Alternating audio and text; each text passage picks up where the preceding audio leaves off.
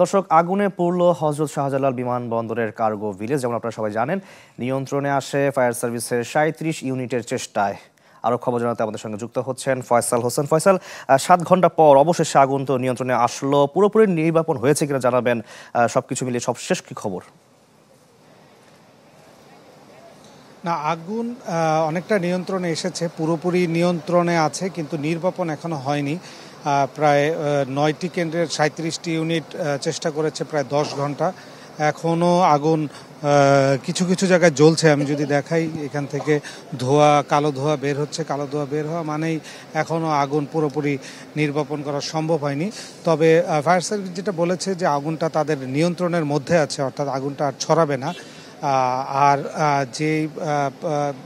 যেই কেন্দ্রে আসলে আগুনটা লেগেছে এটাই কিন্তু আসলে আমদানি ডিপো বলে আর কি, আমদানি কার্গো। অর্থাৎ এইখানে কিন্তু প্রয়োজনীয় দামি যেসব মালামাল, বিভিন্ন ওষুধ কোম্পানি থেকে শুরু করে মোবাইল অ্যাক্সেসরিজ এবং আরও যেসব গুরুত্বপূর্ণ মালামাল রয়েছে, সেই মালামালগুলোই এখানে ছিল।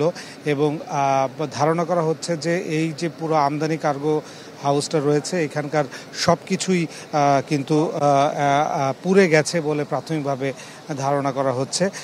এখনও ক্ষয়ক্ষতির পরিমাণটা কিন্তু বলা যাচ্ছে না। হয়তো আগামীকালকে আগুন পুরোপুরি নির্বাপন হলে ভেতরে ঢুকে ক্ষয়ক্ষতির পরিমাণটা বোঝা যাবে। তবে খালি চোখে যেটা দেখা যাচ্ছে বা যেটা মনে হচ্ছে যে বাংলাদেশের লাগা যত আগুনের মধ্যে এটি হয়তো সর্বোচ্চ ক্ষতির ঘটনা হতে পারে। কারণ এইখানে কিন্তু আমি এখানে যারা আমদানিকারক প্রতিষ্ঠান আছে সেখানকার বিভিন্ন কর্মকর্তারা এসেছিলেন, যাদের সাথে আমরা কথা বলেছি।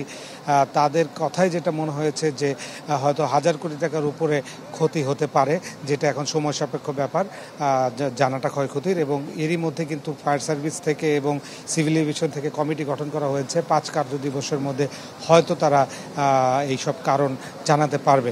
এখন পরিস্থিতি অনেকটাই শান্ত।